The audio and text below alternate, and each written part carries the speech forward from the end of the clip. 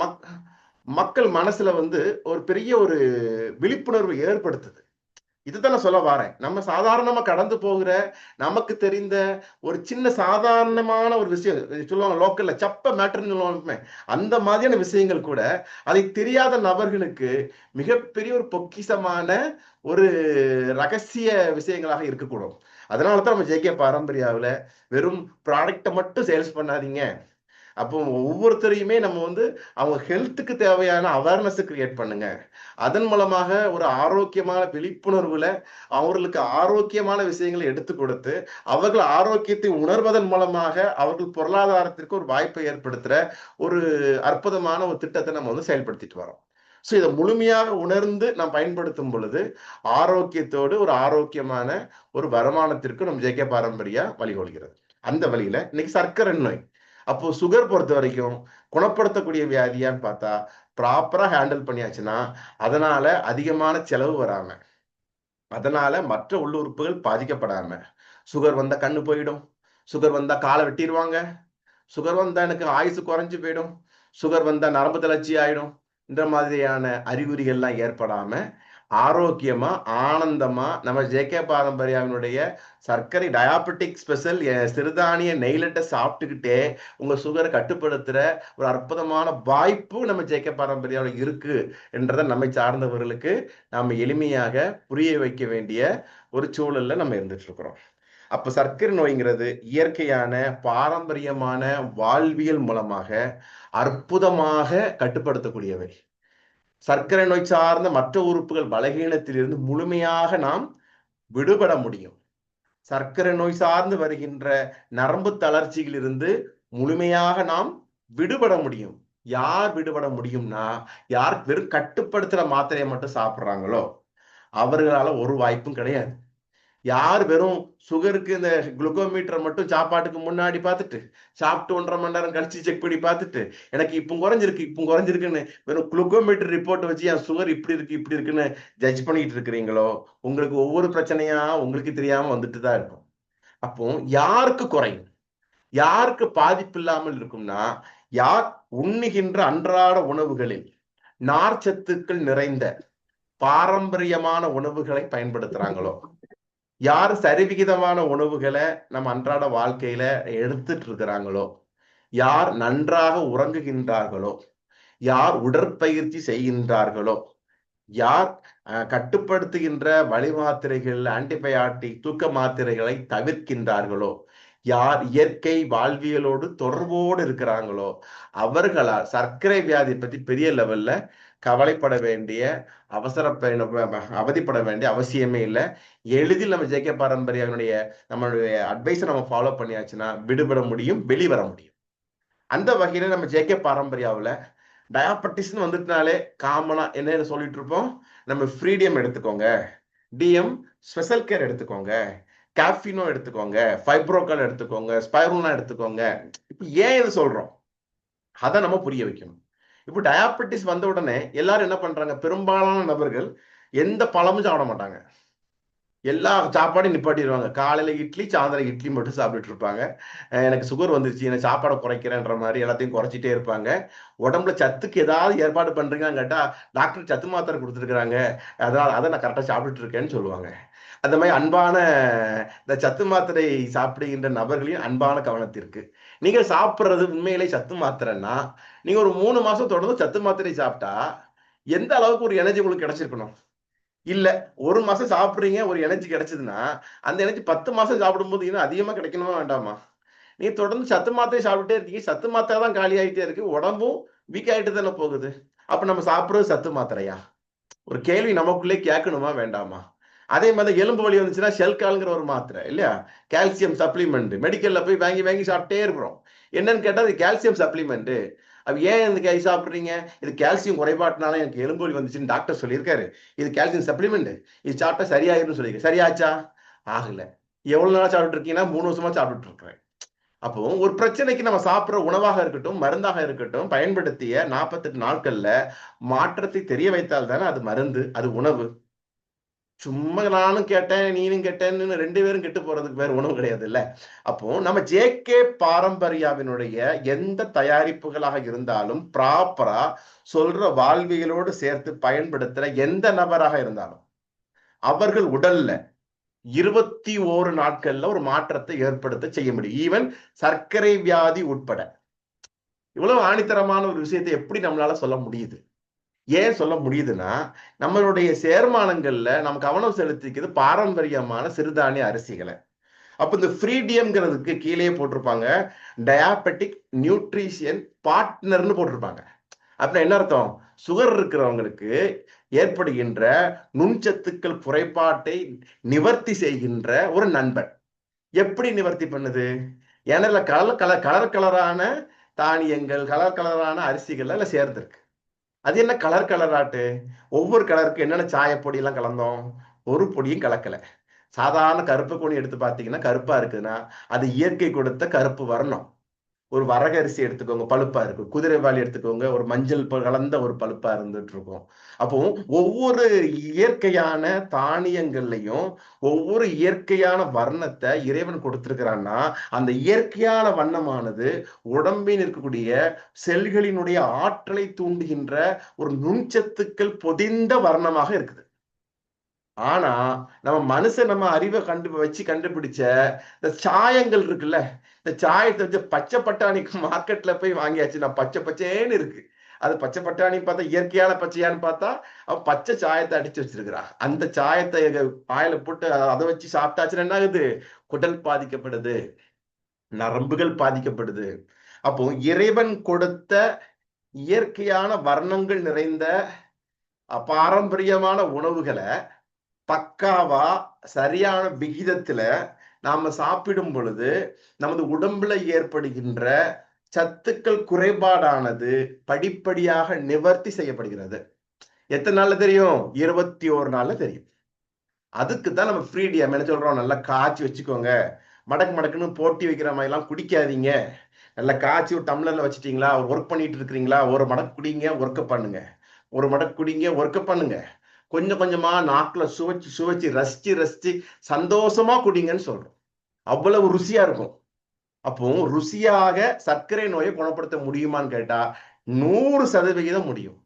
அதற்கான மிகச்சிறந்த ஒரு நிவாரணத்தை அடைய செய்வதற்கு இயற்கையான சிறுதானியங்கள், முளைகட்டிய தானியங்கள்லாம் சேர்ந்தது நம்மளுடைய ஃப்ரீடியம். சரிங்களா? அடுத்தது டிஎம் ஸ்பெஷல் கேர்ங்கிறது என்னன்னு பார்த்தா, டயாபெட்டிஸ்னா என்னது? கணையம்ங்கிற ஒரு உறுப்பு. அந்த உறுப்புல இன்சுலின் ஒன்று சுரக்குது. அந்த சுரப்புல ஒரு ப்ராப்பரா சுரக்கல. அப்போ உடம்புல குளுக்கோஸ் ரொம்ப ஏறிடுது. அப்போ ஏறினதுனா ஒரு மற்ற உள்ளுறுப்புகளுக்கு சத்து கிடைக்கல. அந்த குளுக்கோஸ் என்ன செய்யுது? ரத்தத்திலேயே சுத்திட்டு வருது. சுத்திட்டு வர குளுக்கோஸ் சிறுநீர்ல வெளியில போகுது. இதுதான் குளுக்கோஸ், இதுதான் டயாபெட்டிஸ்ன்னு சொன்னாங்க. அப்போ இனிப்பு சத்துங்கிறது உடம்புக்கு தேவை. நல்லா புரிஞ்சுக்கணும். சுகர் வந்தவங்களுக்கு எல்லாம் இனிப்புங்கிற எதிரிங்கிற மாதிரி இப்புள்ள மீடியாக்கள், இப்புள்ள விளம்பரங்கள்லாம் காட்டப்படுது. இனிப்பு இல்லாம நம்மளால ஆரோக்கியமா இருக்கவே முடியாது. அந்த இனிப்பு எந்த மாதிரியான இனிப்புன்னு நம்ம புரியணும். இனிப்புன்னு சொன்னோடனே வாயில போடுற சீனியா மட்டும் நினைக்க கூடாது. ஒரு சாப்பாடை நம்மள மென்னு சாப்பிடுறோம். ஒரு சிறுபயிரை ஊற வச்சு நம்ம சாப்பிடுறோம். ஒரு கம்பு தானியத்தை ஊற வச்சு நம்ம சாப்பிடுறோம். ஒரு உளுந்து நல்ல ஒரு சிறுதானிய அரிசி, ஒரு வெந்தயத்தை போட்டு அரைச்ச ஒரு இட்லியோ தோசையோ நம்ம சாப்பிடுறோம். சவைக்க சவைக்க சவைக்க சவைக்க கொஞ்சம் கொஞ்சமா வாயில ஒரு சுவை உற்பத்தி ஆகுதா ஆகலையா? அதுதான் இனிப்பு. ஏதோ வேலையே செய்யாம கஷ்டமே படாம நாக்குல வச்ச உடனே சொல்லுன்னு மண்டைக்குள்ள ஏறுற இனிப்பு உடம்புக்கு பாதிப்பு தருகின்ற இனிப்பு. முன்னோர்கள் எப்படி, நாடாடிகள் எப்படி இருந்தாங்க? நாடோடிகள் அவங்க வீட்டுல என்ன டப்பா டப்பாவா சர்க்கரையா அடுக்கி வச்சிருந்தாங்க? இல்ல நாட்டு சர்க்கரையா வச்சிருந்தாங்களா? இல்ல எதுவும் வைக்கல. அவன் காலைல எந்திப்பான், பசிக்கும், ஓடுவான் ஓடுவான் ஓடுவான். அவனுக்கு எனர்ஜி ஃபுல்லா ட்ரைன் அவுட் ஆகிட்டே இருக்கும். அவனுக்கு இனிப்பு தேவை. அவன் ஒரு மாமிசம் கிடைக்கும், நல்லா சவைப்பான். சவைக்க சவைக்க அதுல இருந்து கொஞ்சம் கொஞ்சமா இனிப்பு கிடைக்கும். அப்ப அந்த இனிப்பு அவனுக்கு கிடைச்சாலே அவன் அச்சீவ் பண்ணிட்டான், நம்ம சாதிச்சிட்டோம்டா என்ற ஒரு எண்ணம் நம்ம மனசுல ஏற்பட்டுச்சு. அந்த டிஎன்ஏ நம்ம மண்டைக்குள்ள இருக்கிறதுனால தான் இனிப்பு சாப்பிடும்போது மனசுக்கு ஏதோ சாதிச்ச ஒரு மகிழ்ச்சியான ஒரு உணர்வு ஏற்படுது. ஆனா அந்த உணர்வு அவன் கஷ்டப்பட்டு ஓடி அலைஞ்சி வேட்டையாடி சாப்பிட்ட உணவிலிருந்து பெறப்பட்ட இனிப்பின் மூலமாக அடையப்பட்ட ஒரு உணர்வு. ஆனா நம்ம என்ன பண்ணிட்டோம், அது சாதாரணமா பாக்கெட்ல அடைச்சு வாயில போட்டு போட்டு பேக்கரியில இருந்து லாலா ஸ்வீட்னு போட்டு எங்க போனாலும் ஸ்வீட் தான் வாங்கிட்டு போறோம் இல்லையா? இதன் மூலமா கிடைக்கிற இனிப்பானது என்னச்சு, இது உடம்புக்கு அலர்ஜி. அப்ப கஷ்டப்படாம கிடைக்கிற எதா இருந்தாலும் அது உடலுக்கு மிகச்சிறந்த நிரந்தரமான ஆரோக்கியத்தை தராதுன்றத புரிஞ்சுக்கலாம். அப்போ இந்த கணையத்தை பலப்படுத்தணும்னா என்ன செய்யணும்? சில தோற்பான பொருட்கள் நல்ல சிறுகுறிஞ்சா, நமக்கு தெரிஞ்ச சிறுகுறிஞ்சா நல்லதும்போம். சுகருக்கு நாவல் நல்லது சார்ப்போம், அப்படிதானே? இந்த நெல்லிக்காய் மஞ்சள் சாப்பிடலாம்போம். சிலர் இன்னும் கொஞ்சம் அதிகமா போயிட்டு எனக்கு வந்து கொஞ்சம் அந்தி மந்தாரை செடியை எடுத்து சாப்பிட்டா நல்லா இருக்கும் சார்பாங்க. நித்திய கல்யாணி வேற எடுத்து அவிச்சு குடிச்சா நல்லா இருக்கும். இது எல்லாமே ஒரு சப்போர்ட்டிவா ஒரு சிங்கிள் மெடிசனா எடுத்துட்டா ஒரு சப்போர்ட்டா இருக்கும், அவ்வளவுதான். அப்போ இந்த மூலிகைகளுடைய ப்ராப்பரான ஒரு சேர்மானமா ஒவ்வொரு காய்கறியும் தனித்தனியா கூட்டா சாப்பிடுறது எப்படி இருக்கு, அவியல் சாப்பிடுறது எப்படி இருக்கு, அவியலுக்குன்னு ஒரு தனி ஒரு மகத்துவம் இருக்கா இல்லையா? அந்த மாதிரி இந்த இயற்கையான மூலிகைகள் இருக்கு இல்லையா, அந்த கசப்பு துவர்ப்பு சுவை நிறைந்த கணையத்தை பலப்படுத்தி இன்சுலின் செல்கள் சுரக்கின்ற செல்களை தூண்டுகின்ற, இரத்தத்தை சுத்தப்படுத்துகின்ற அந்த மூலிகைகளின் சேர்மானமா இருக்கிறதா டிஎம் ஸ்பெஷல் கேர்ங்கிற ஒரு பவுடர். அப்ப இதை நம்ம சொல்றோம். தென் கேஃபினோங்கிறது வந்து டீ காஃபிக்கான மாற்று ஃபியூச்சர்ல நம்ம வர வர நம்ம பார்க்கலாம். இப்ப நம்ம பார்த்தது தான். அப்ப சுகர்னா என்ன? கணையத்தை பலப்படுத்தணும். கணையம்ங்கிறது ஏன் பலகீனமாகுது? தேவையில்லாத நேரத்துல தேவையில்லாத உணவுகளை தேவையில்லாத அளவு சாப்பிட்றதுனால பாதிக்கப்படுது. ஒரு ஐடியா செஞ்சுக்கலாமா? அப்போ வெறும் 6 சுவை உணவு நமக்கு நல்லதுன்னா அதுல கசப்பையும் துவர்த்தையும் ரொம்ப குறைச்சிட்டு வெறும் இனிப்பு உப்பு காரத்தை மட்டும் அதிகம் சாப்பிட்றதுனால பாதிக்கப்படுது. நைட் ரொம்ப நேரம் முழிச்சிருக்கிறதுனால அது பாதிக்கப்படுது. அப்போ கணையத்தினுடைய வேலை என்ன? சாப்பிட்ற சாப்பாட்டுல இருந்து நமக்கு உற்பத்தியாகிற குளுக்கோஸ கணையத்தில இருந்து சுரக்கிற இன்சுலின் தான் பிடிச்சு செல்கள்ல கொண்டு போய் அடைச்சி நமக்கு தேவையான எனர்ஜியா கன்வெர்ட் பண்ணுது. அப்ப அந்த செயலை துரிதப்படுத்துறதுக்கு சாப்பிட்ற சாப்பாடு நல்லா சவைச்சு சாப்பிடணும். வேக வேகமா முழுங்கிட்டே இருந்தோம்னா, கல்யாண வீட்டுல பின்னாடி நிக்கிறான்டா, அவனுக்கு இடம் கொடுக்கணும், அவனுக்கு இடம் கொடுக்கணும்னு லபக்கு லபக்குன்னு வாயில போட போட குளுக்கோஸ் டக்கு டக்கு டக்கு டக்கு டக்குன்னு ஏறிக்கிட்டே போகும். ஏஞ்சி அங்க போய் மயக்கம் போட்டு விழுவோம். அங்க செக் பண்ணி பார்த்தா ஹை குளுக்கோஸ்ல வந்து நிற்போம். சாப்பிட்ற சாப்பாடை மென்று சாப்பிட வேண்டும். நொறுங்க சாப்பிட்டால் 100 வயது வாழலாம் என்ற பழமொழி மூலமாக முன்னோர்கள் நமக்கு எளிமையா சொல்லி கொடுத்திருக்கிறாங்க. ரெண்டாவது, ஒரு சிலர் இது எல்லாமே உணவின் அடிப்படையில தான். எந்த வியாதி எடுத்தாலும், சுகர் எடுத்தாலும் பாருங்களேன், இந்த உடல் கொஞ்சம் கனமா இருக்கிறவங்களுக்கு இந்த டயபெட்டிஸ்னால வருகின்ற கொஞ்சம் பாதிப்பு கொஞ்சம் அதிகமா இருக்கிறதுக்கான காரணங்கள் இருக்கு. காரணம், ஏற்கனவே உடம்புல வந்து அந்த லிவர்லயும் கொஞ்சம் கொழுப்புகள் சேர்ந்திருக்கும், இரத்த குழாயில் கொஞ்சம் ப்ராப்பரான சர்க்குலேஷன் கொஞ்சம் கம்மியா இருக்கும், ஹார்ட் பீட் கொஞ்சம் குறைவா இருக்கலாம். இப்படி இருக்கும் பொழுது சுகரும் சேரும் பொழுது என்ன ஆகும், உள்ளுறுப்புகள் ரொம்ப பலகீனமாகி அந்த வெயிட் ஃபுல்லா கால அழுத்தி இந்த ஜாயிண்டுகள்ல இடுப்புகள்ல எல்லாம் வலிகள்லாம் ஏற்படும். அப்போ உடல் எடைங்கிறது அதிகமாகாம நமக்கு இருக்கணும்னா சாப்பிட்ற சாப்பாட்டுல நார்ச்சத்துக்கள் நிறைந்த உணவுகளை நன்றாக மென்று சாப்பிடணும். சார், இந்த நார்ச்சத்துக்கள் நிறைந்த உணவுக்கு ஒரு டயட் சார்ட் போட்டு தருவீங்களா? இதுதான் எல்லா பேஷண்ட்டும் கேட்பாங்க. எந்த சாப்பாடு நல்லா மென்னு சாப்பிட முடியுதோ அது நார்ச்சத்துக்கள் நிறைந்த உணவு. எது டபக்குன்னு வயிற்றுக்குள்ள போகுதோ அது நார்ச்சத்துக்கள் குறைந்த உணவுன்னு ஒரு பொதுவான ஒரு ஃபார்முலா வச்சுக்கோங்க, ஓரளவு தப்பிச்சுக்கலாம். இந்த சுகர்னு சொல்லணும்னா எல்லாருக்கும் வர்ற சுகர் ஒரே சுகர் கிடையாது. அதை நம்ம புரிஞ்சுக்கணும். இப்ப நம்ம பேசிட்டு இருக்கிறது எல்லாமே type 2 diabetes mellitus. Sir, type 1ங்கிறது அது 100ல ஒரு 2 பேருக்கு வரக்கூடியது. அந்த 2 பேருக்கு என்ன சார் வரும்? என்ன வரும்னா, நம்ம கணையம்னு பேசிட்டு இருக்கோம்ல, அந்த கணையம் வேலையே செய்யலைங்க, இன்சுலினையே சுரக்கல. அது இயல்புல இருந்தே திடீர்னு பிறப்புல இருந்தே இப்படி மாறிடுச்சுன்னா இந்த குழந்தைகளுக்கு இந்த பிரச்சனைகள் ஏற்படும். அப்ப அவங்களுக்கு வேற என்ன செய்யறது? வழியே கிடையாது. அவங்களுக்கு நான் மாத்திரை கொடுத்து சரி பண்றேன், டிஎம் சுசல்கர் கலக்கி குடிங்க, அப்படி இன்சுலின் அப்படியே தர தர தரன்னு சுரக்கும்லாம் பொய்யான வாக்குறுதிகள்லாம் கொடுத்துறாதீங்க. டைப் 1 டயாபெட்டிஸ் மெலிட்டஸ்ன்றத டயக்னோஸ் பண்ணிட்டாங்கன்னா மருத்துவர் ஆலோசனையின்படி அவர்கள் சொல்ற இன்சுலின்ங்கிற அந்த யூனிட் இருக்கு இல்லையா, எவ்வளவு செயற்கையான இன்சுலின் இன்ஜெக்ஷன் மூலமா கொடுக்க முடியுமோ ப்ராப்பரா கொடுத்துட்டு வர்றது மட்டும்தான் தீர்வு. ஆனா அதனோடு சேர்த்து இப்ப நம்ம சொல்ற இந்த உணவியல் ஆலோசனைகள் இருக்கு இல்லையா, இதை ஃபாலோ பண்ணிட்டீங்கன்னா அந்த இன்சுலின் டோஸை கூட்ட மாட்டாங்க. அது இதாவது செயற்கை இன்சுலின் போட்டா போதும்னு நினைச்சு சாப்பாட்டுல தாறுமாறா சாப்பிட்டாச்சுன்னா இன்சுலின் டோஸ் கூட்டிகிட்டே போகும், உடம்பு வீக்கா போயிடும். ஓகேயா? அப்ப டைப் 1ங்கிறது என்னது? கணையம் இருக்கு, கொஞ்சம் மந்தமா இருக்கு. கிளாஸ்ல பையன் கிளாஸுக்கு ஒழுங்கா தான் போறான், ஆனா படிக்க மாட்டேங்கிறான். பரீட்சையில கொஞ்சம் மார்க்கு கொஞ்சம் மந்தமா தான் எடுக்கிறான். இந்த மாதிரியான கண்டிஷன். இதுதான் 100ல 96 பேருக்கு இருக்கு. நம்ம 100ல 2 பேருக்கு இருக்கிறத பத்தி நம்ம பேசல.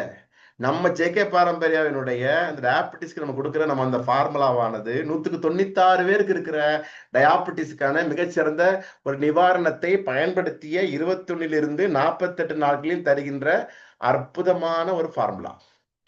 இதை நம்மளுடைய இந்த காம்பினேஷனை நம்ம ப்ராப்பரா எடுத்து இந்த டீ காஃபியை கொஞ்சம் அவாய்ட் பண்ணிட்டு நம்ம கேஃபினோவை அதுக்கு சப்போர்ட்டிவா நம்ம எடுத்துட்டோம்னா இந்த டயாபெட்டிஸ் சார்ந்து வருகின்ற மற்ற பிரச்சனையிலிருந்து நிவர்த்தி அடைஞ்சலாம். அது என்ன பிரச்சனைன்னு பாத்தீங்கன்னா, தொடர்ந்து சுகரை ப்ராப்பரா கவனிக்காம வெறும் கட்டுப்படுத்துற மாத்திரையை மட்டுமே போட்டுட்டு இந்த குளுக்கோமீட்டர்ல மட்டுமே டெஸ்ட் எடுத்துட்டு இருக்கிறவங்களுக்கு கொஞ்சம் கொஞ்சமா கார்டியோவாஸ்குலர் டிசீஸ் வரும். கார்டியோ வாஸ்குலர்னா என்ன?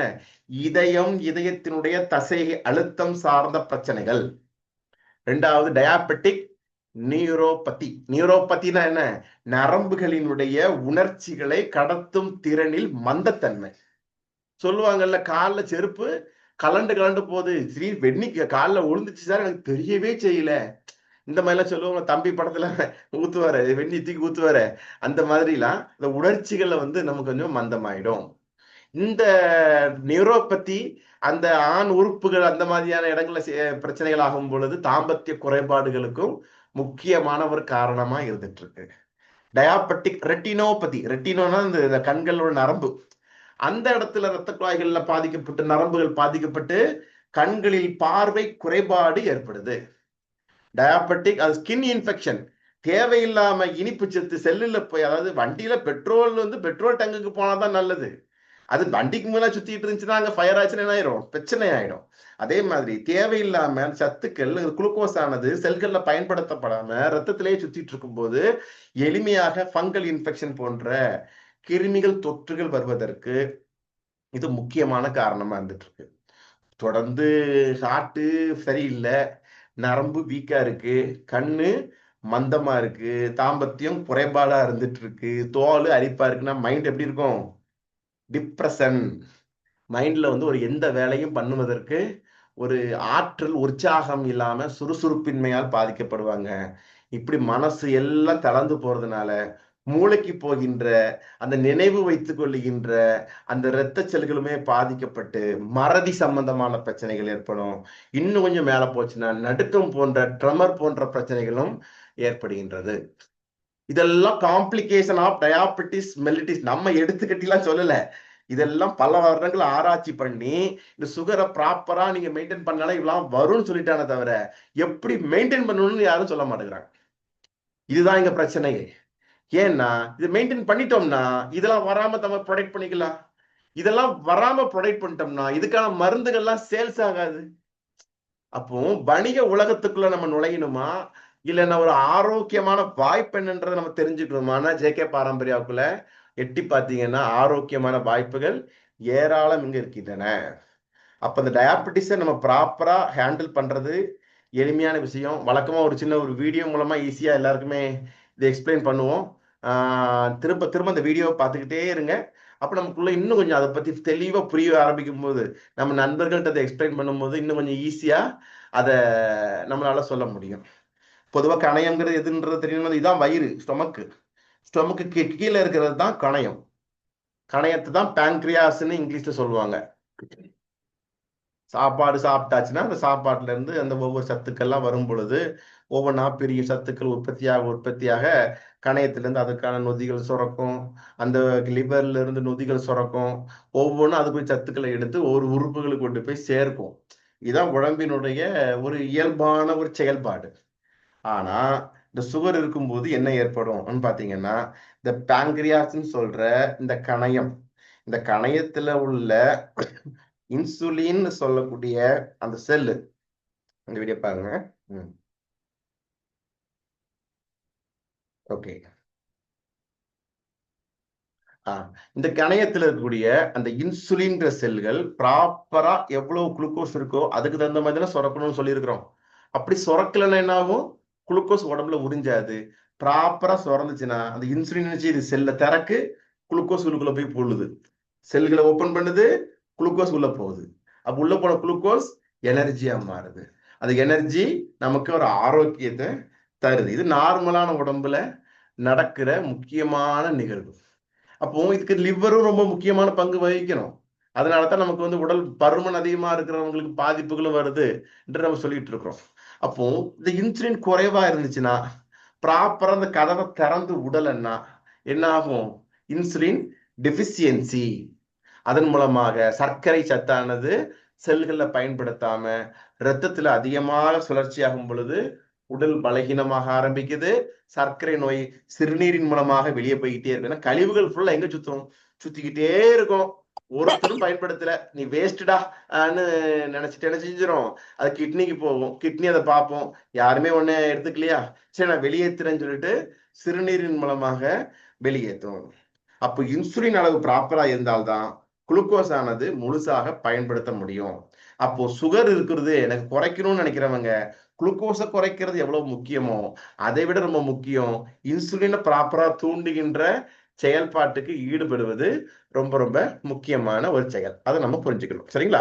அப்ப டயாபெட்டிஸ் சார்ந்து ஒவ்வொரு பிரச்சனைகள் இருக்குன்னு பார்த்துட்டோம். நம்ம டிஎம் செசல் கேர் எல்லாம் ஏன் இவ்வளவு நன்மைகள் பார்த்தோம்னா ஒவ்வொன்றும் ஒவ்வொரு கலர்ல நம்ம இருக்குன்னு பார்த்தோமா இல்லையா? அதுக்குதான் நம்மளுடைய சிறுதானியங்களை பார்த்தீங்கன்னா ஒவ்வொரு கலர்லயும் கிளைசிமிக் கண்ட்ரோல்னு சொல்லுகின்ற முக்கியமான ஒரு ஒரு தன்மை இருக்கு. கிளைசிமிக் கண்ட்ரோல்னா என்ன? உதாரணத்துக்கு இப்ப நானும் கதிரவன் சாரும் இருக்காங்க. எங்க 2 பேருக்கும் சுகர் இருக்குன்னு நம்ம வச்சுப்போம். எங்க 2 பேருக்கும் சுகர் இருக்கு. நாங்க 2 பேரும் நைட் சாப்பாடு சாப்பிட ஒரு ஹோட்டலுக்கு போறோம். நான் என்ன சொல்றேன், எனக்கு 2 குஸ்பு இட்லி தாங்கன்னு கேட்கேன். 2 குஸ்பு இட்லி தாங்கன்னு நான் கேட்கிறேன். கதிரவன் சாருக்கு ரொம்ப நாளா சைவம் போய் சாப்பிட்டு நாக்கு ரொம்ப காஞ்சி போச்சு. அதனால எனக்கு ஒரு ஆம்லேட் போடுங்க, ஒரு அவிச்ச முட்டை பெப்பர் தூக்கலா போட்டு எனக்கு ஒரு ஆம்லேட்டு, ஒரு அவிச்ச முட்டை, ஒரு ஆட்டுக்கால் சூப்புன்னு ஆர்டர் பண்ணிட்டாங்க. நான் 2 குஸ்பு இட்லி சாப்பிட்டதுக்கு அப்புறம் நல்ல டேஸ்டா இருக்கேன், இன்னும் 2 இட்லி சாப்பிடுவோம். சட்னி சாம்பார் தக்காளி சட்னி எல்லாம் வச்சு நானும் சாப்பிட்டுட்டேன். 2 பேரும் வர்றோம். சரியா? 2 பேருக்குமே பில்லு எவ்வளோன்னு பார்த்தாச்சுன்னா எனக்கு ஒரு 100 ரூபா பில்லு, கதிரவன் சாருக்கும் ஒரு 100 ரூபா பில்லு. ஓகேங்களா? சேம் பில்லு தான், 100 ரூபா கொடுத்துட்டோம். 2 பேரும் சாப்பிட்டு வெளியே வந்தாச்சு. ஒரு 1 மணி நேரம் கழிச்சு என்னுடைய உடம்புல நான் சாப்பிட்டதுக்கு என் உடம்புல குளுக்கோஸினுடைய அளவு ஒரு 300 பாயிண்ட் ஏறி இருக்குன்னு வச்சுக்கோங்களேன். ஏன்னா நான் சாப்பிட்டது சாதாரண இட்லி இல்ல, குஸ்பு இட்லி. குஸ்பு இட்லினா என்ன? அந்த அரிசியை நல்லா பாலிஷ் பண்ணி வச்சிருப்பான், நல்ல சோடாப்ப போட்டிருப்பான், வெந்தயத்தை போடவே மாட்டான். உளுந்துலயும் கொஞ்சம் அரை வேக்காடு உளுந்து உருட்டு உளுந்தா எடுத்து தொலியெல்லாம் தூர போட்டுட்டு நல்ல பஞ்சு பஞ்சா வச்சிருப்பான்.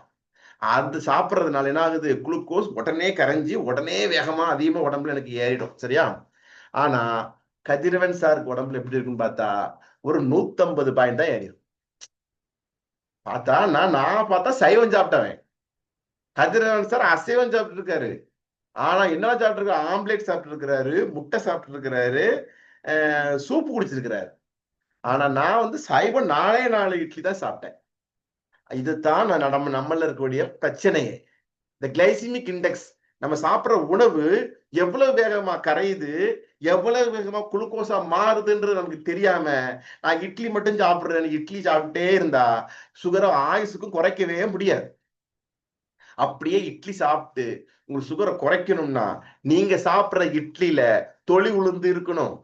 அந்த அரிசி பாலிஷ் பண்ண அரிசியா இல்லாம இயற்கையான சிறுதானிய அரிசிகள் சேர்ந்ததா இருக்கணும். அந்த லோ கிளைசிமிக் இண்டெக்ஸ் சொல்லுவாங்க. அந்த மல்டி கலர்ஸ்ல உள்ள தானியங்களை நம்ம சாப்பிடும் பொழுது அது கொஞ்சம் கொஞ்சமா கரையும். இட்லி மாவு தோசை மாவுல வெந்தயத்தை சேர்ப்பாங்க. நிறைய பேருக்கு இப்ப இளம் தலைமுறையினருக்கு தெரியறதே இல்லை. இப்ப ஜென்சி பிள்ளைங்களை எடுத்துக்கிட்டாச்சுன்னா இட்லி தோசை மாவு கடையில பாக்கெட்ல கிடைக்கும் தான் நினைச்சிட்டு இருக்கிறாங்க. வீட்டுல அரைப்பாங்கன்றதே தெரியல. அந்த அளவுக்கு காலங்கள் ரொம்ப கொடூரமா போயிட்டு இருக்கு. ஓகேங்களா? அப்போ சுகருக்கு என்ன சாப்பிடணும் கேட்டீங்கன்னா, அசைவ பிரியர்களா இருந்தீங்கன்னா தாராளமா அவிச்ச முட்டை 2, 3, 4 சாப்பிடுங்க. இதன் மூலமாக புரோட்டீன் சத்து உடம்புல ஏறும். ஏன்னா கார்போஹைட்ரேட்ன்ற மாவுல, அது அரிசி மாவா இருக்கட்டும், கோதுமை மாவா இருக்கட்டும், அந்த பாலிஷ் பண்ண மாவுகள்ல உணவுகளை சாப்பிட சாப்பிட அதிகமான குளுக்கோஸ் உடம்புல ஏறிடும். அப்போ குளுக்கோஸ் அந்த கார்போஹைட்ரேட் ஃபுல்லா செய்யும், குளுக்கோஸா மாறிடும். ஆனா முட்டையில அதிகமா இருக்கிறது என்ன இருக்கு? புரோட்டீன் இருக்கு. அந்த புரோட்டீன் இருந்த உணவுகளை சாப்பிடும் பொழுது அது அதிகமான குளுக்கோஸ் ஆகாது, எனர்ஜியா மாறும். ஒரு சின்ன ஒரு ஐடியா, அந்த ஐடியாவை நம்ம ஃபாலோ பண்ணாதானே நம்ம ஜெயிக்க முடியும். வெறும் வழக்கமா சாப்பிட்ற சாப்பாடு எங்க அப்பா தான் சாப்பிட்டாரு, நான் தான் சாப்பிட்றேன்னா, உங்க அப்பா சாப்பிட்ட சாப்பாடு அவர் உழைச்சப்பா நீ உழைச்சிட்டு இருக்க. என் தாத்தா தான் சாப்பிட்டாரு, நானே தான் சாப்பிடுவேன்னா, அவங்க தாத்தா எவ்வளவு உழைச்சிட்டு இருந்தாரு. அவர் இதை மட்டுமா சாப்பிட்டாரு? வேப்பம் குழந்தை அரைச்சி சாப்பிட்டாரு, வேப்பம் குச்சி பிடிச்சு பல்லு விளக்குனாரு, என்னென்னமோ வெயில்ல மாங்குன்னு நடந்து போனாரு, செருப்பே போட்டது கிடையாது, செல்போன் யூஸ் பண்ணது கிடையாது, பஞ்சு மெத்தில படுத்தது கிடையாது, சைக்கிளே ஓட்டின கிடையாது, நடந்துதான் போனாரு. கல்லு மண்ணும் கையும் காலும் அப்படியே காஞ்சி போனப்புல இருந்துச்சு. நமக்கு அப்படியா இருக்கு? இது எல்லாத்தையும் நம்ம கன்சிடர் பண்ணணும். கன்சிடர் பண்ணா மட்டும்தான் வியாதியிலிருந்து குணமே. அப்போ சிறுதானிய அரிசிகள் நம்ம ஜேகே பாரம்பரியாவில் நம்ம டிஎம் ஸ்பெஷல் கேருங்கிற அந்த சிறுத மூலிகைகளின் சேர்மானங்களோடு சுகருக்கு கணையத்தை பலப்படுத்துறதுக்கு அந்த பொடி எப்படி நம்ம ரெடி பண்ணியிருக்கோமோ, அதே மாதிரி ஃப்ரீடியம் சொல்ற நம்மளுடைய ஹெல்த் மிக்ஸுக்கு டயாபெட்டிஸ்ல ஏற்படுற பலகீனத்தை மாற்றுகின்ற அந்த ஃப்ரீடியம்ங்கிற டயாபெட்டிக் நியூட்ரிஷன் பார்ட்னர்ல முக்கியமான இயற்கையான சிறுதானிய சத்துக்கள் நிறைந்த முளைகட்டிய தானிய சத்துக்கள் நிறைந்த அந்த அந்த பொருட்களை கொண்டு உருவாக்கிய ஒரு சத்து மாவு. அப்ப இது மிகச்சிறந்த ஒரு புரோட்டீன் சத்து அதுல இருந்துட்டு இருக்கு. இது குளூட்டன்கிற அலர்ஜி இதுல கிடையாது. இது தேவையில்லாத கெட்ட கொழுப்புகளை உடம்புல ஏற்படுத்தாது. ட்ரைக்ளிசரைடை மெயின்டைன் பண்ணும். இன்சுலின் ரெஸ்பான்ஸ் நிறைந்தது. இது லோ கிளைசிமிக் கொஞ்சம் கொஞ்சமா தான் கரைஞ்சி கொஞ்சம் கொஞ்சமா சத்துக்களை தர வல்லது. அதனாலதான் நம்ம நியூட்ரிஷன் பார்ட்னர் பயன்படுத்துறவங்களுக்கு 21 நாள்ல உடம்புல ஒரு மாற்றம் கிடைக்குதுன்னு நம்ம சொல்லிட்டு இருக்கிறோம். அப்போ இப்ப ஆராய்ச்சிகள் எல்லாம் பண்ணி பாக்குறாங்க. இப்போ ஆமா, அவங்களும் இட்லி தான் சாப்பிட்டாங்க, இவங்களும் இட்லி தான் சாப்பிடுறாங்கன்னு அவங்க சாப்பிட்ட இட்லி சிறுதானிய அரிசியில பண்ண இட்லி, அங்க பார்த்தா கிளைசிமிக் இண்டெக்ஸ் கம்மியா இருந்துட்டு இருக்கு. குதிரைவாளி வரகெல்லாம் கம்மியா இருக்கு. நம்ம சாப்பிடுற அரிசியை பார்த்தா ரொம்ப அதிகமா இருக்கு. அரிசி சாப்பிட்றவங்கிட்ட கேட்டா, இன்னைக்கு இந்த அரிசி சாப்பிட மாட்டேன், நைட்டு ஃபுல்லா தான் கோதுமை தான் திங்க போறேன், கோதுமை தின்னா அங்கேயும் அதிகமா தான் இருக்கு. அப்போ வடநாட்டுல 3 வேளையும் கோதுமை தான் திங்கிறாங்க. அவங்களுக்கு என்ன சுகர் இல்லாம இருக்கா, பிரஷர் இல்லாம இருக்கா, ஹார்ட் பிரச்சனை இல்லாம இருக்கா? நம்மளோட அதிகமான பிரச்சனை அவங்களுக்கு இருக்கு. அப்ப அரிசிக்கு மிகச்சிறந்த மாற்று கோதுமை கிடையாது, சிறுதானிய உணவுகள், சிறுதானிய அரிசிகள், முளைகட்டிய தானியங்கள். இதைத்தான் நம்ம புரிஞ்சுக்கணும்.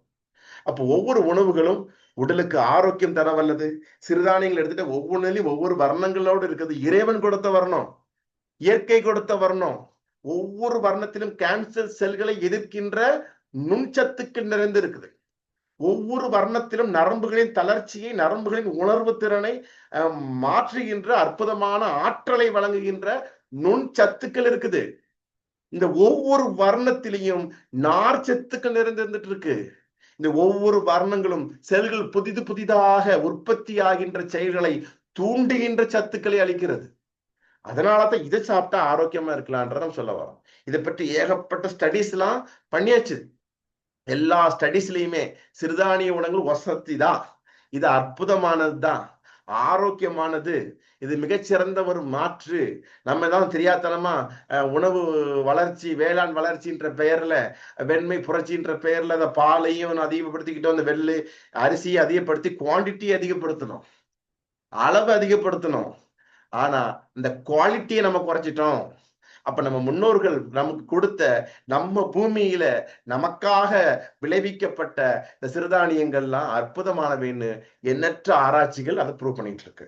அப்போ ஃப்ரீடியம்ங்கிறது மிகச்சிறந்த வகையில சத்துக்கள் தர வல்லது. இந்த கேஃபினோவை நம்ம ஏன் சொல்றோம்னா, நம்ம என்னத்தை தான் நம்ம பிள்ளைய தூங்குறதுக்கு அம்மா அழகான தாலாட்டு பாடினாலும் அப்பா பக்கத்துல இருந்து அந்த கிள்ளிக்கிட்டே இருந்தாருன்னா அந்த குழந்தை தூங்க.